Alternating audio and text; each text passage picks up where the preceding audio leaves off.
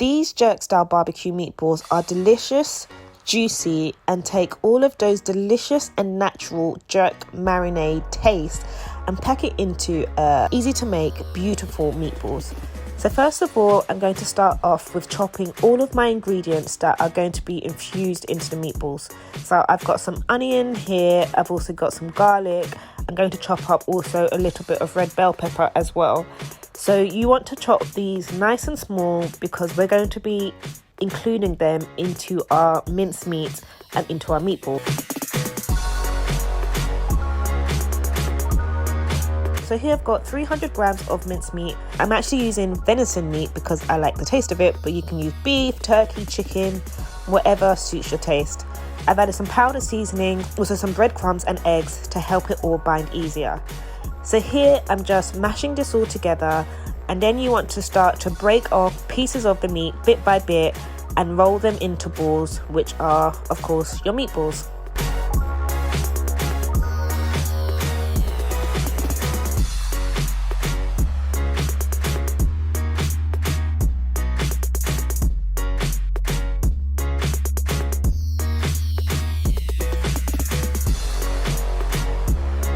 After that is done, you want to place all of your meatballs on a baking tray and basically go away and bake them. I've added a bit of lime juice, some oil as well, and all together we're going to be baking these for 30 minutes. Separately, I'm going to make my barbecue sauce. So here I've got some barbecue jerk seasoning, tomato ketchup, some honey for that sweetness as well, and then some chicken broth.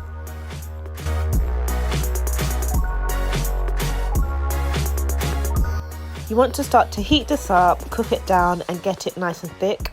I've also added some cornstarch, which helps with the thickness as well. So altogether, I heat this up on a medium temperature for about 10 to 15 minutes. I add water as needed.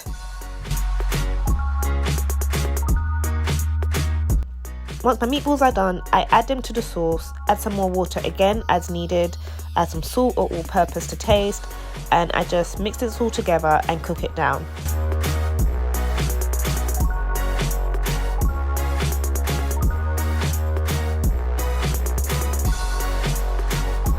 I eat these jerk meatballs with spaghetti or noodles. We can have it with rice, or you can even have it as on its own as a bit of an appetizer.